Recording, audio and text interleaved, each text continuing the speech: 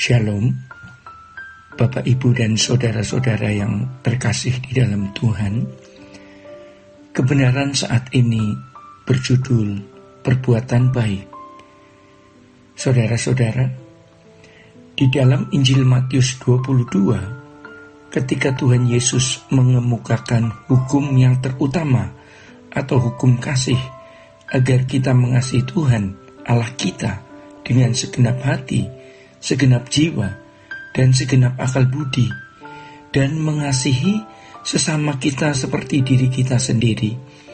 Lalu Tuhan mengucapkan kalimat, pada kedua hukum inilah tergantung seluruh hukum Taurat dan kitab para nabi. Saudara-saudara, orang yang tidak mengasihi Allah dengan segenap hati, segenap jiwa, segenap akal budi, tidak akan dapat mengalami dan memiliki keselamatan.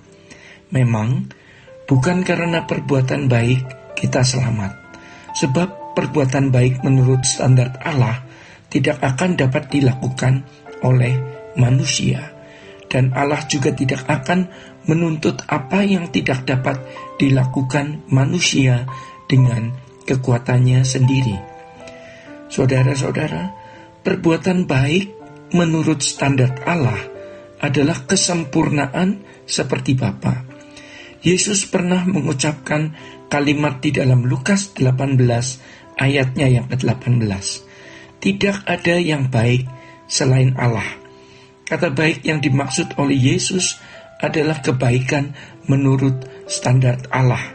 Kemudian Tuhan Yesus menambahkan pernyataannya di Injil Matius 19 ayatnya yang ke-21 sampai 23, agar dia melepaskan diri dari segala ikatan atau belenggu, sehingga proses untuk menjadi baik menurut Allah dapat berlangsung.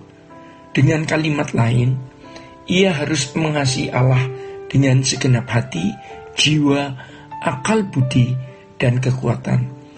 Bagaimana proses manusia, dalam hal ini umat pilihan, untuk bisa mencapai kebaikan menurut standar Allah itu? Perbuatan baik menurut standar Allah hanya dapat terjadi kalau terwujud di dalam kehidupan manusia, jika ia telah ditebus oleh darah Yesus, kemudian dibenarkan di hadapan Allah atau dianggap benar walaupun belum benar. Kemudian Tuhan memberikan meterai Roh Kudus, dan Roh Kudus menuntun orang itu kepada segala kebenaran. Artinya, Roh Kudus yang akan menolong seseorang mengerti Injil, sebab Injil itu yang menyelamatkan, seperti yang diungkapkan di dalam Roma 1 ayat 16-17. Selanjutnya, saudara-saudara, Allah bekerja dalam segala hal untuk mendatangkan kebaikan guna serupa dengan Yesus. Hal itu bisa terjadi hanya kepada orang-orang yang mengasihi Allah, seperti yang dituturkan oleh Roma 8 ayat 28. Hanya dengan mengasihi Allah secara benar, seseorang dapat merespon keselamatan yang dikerjakan Roh Kudus dalam hidupnya. Roh Kudus tidak bisa menggarap orang yang setengah-setengah. Umat pilihan pada mulanya hanya dituntut untuk mengasihi Allah dengan segenap hati, akal budi, dan kekuatan. Walaupun berkeadaan belum sesuai dengan rancangan Allah semula, masih rusak, masih berkodrat dosa, belum memiliki kemuliaan Allah, tetapi bisa mengasihi Allah. Kalau bagi bangsa Israel mengasihi Allah dengan segenap hati, segenap jiwa, segenap akal budi, dan kekuatan diwujudkan dengan melakukan hukum, tetapi bagi kita umat perjanjian baru tentu sudah melakukan hukum dulu dengan memberi diri digarap oleh Roh Kudus untuk bisa dikembalikan ke rancangan Allah semula.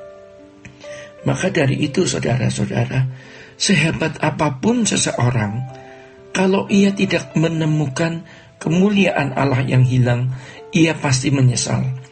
Lukas 14 ayatnya yang ke-33 mengatakan, demikian pulalah tiap-tiap orang di antara kamu yang tidak melepaskan dirinya dari segala miliknya tidak dapat jadi muridku.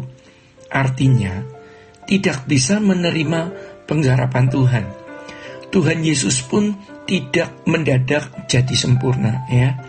Dia belajar taat agar mencapai kesempurnaan. Tuhan Yesus bergumul, ya. Maka Tuhan tahu bagaimana mengosongkan diri, ya. Filipi 2 ayat 5-7.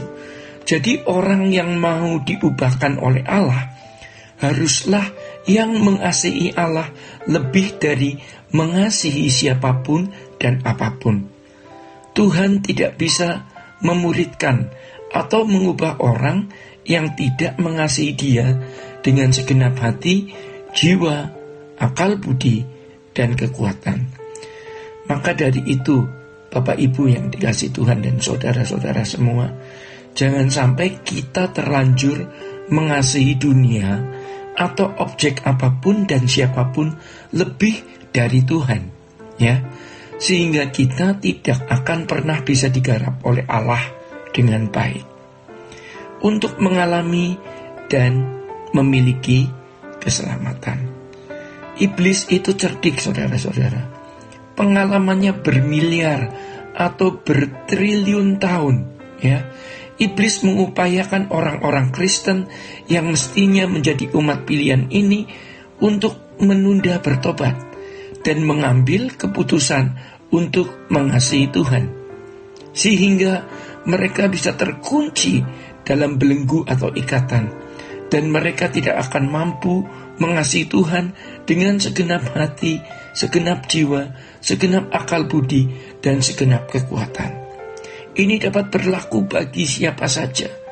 Iblis mengunci atau membelenggu seseorang melalui berbagai sarana seperti materi, kekayaan, dan keindahan dunia ini. Iblis juga dapat mengunci seseorang karena kebiasaan melakukan perbuatan-perbuatan yang melukai hati Tuhan, serta perbuatan-perbuatan yang merugikan dan menyakiti sesama.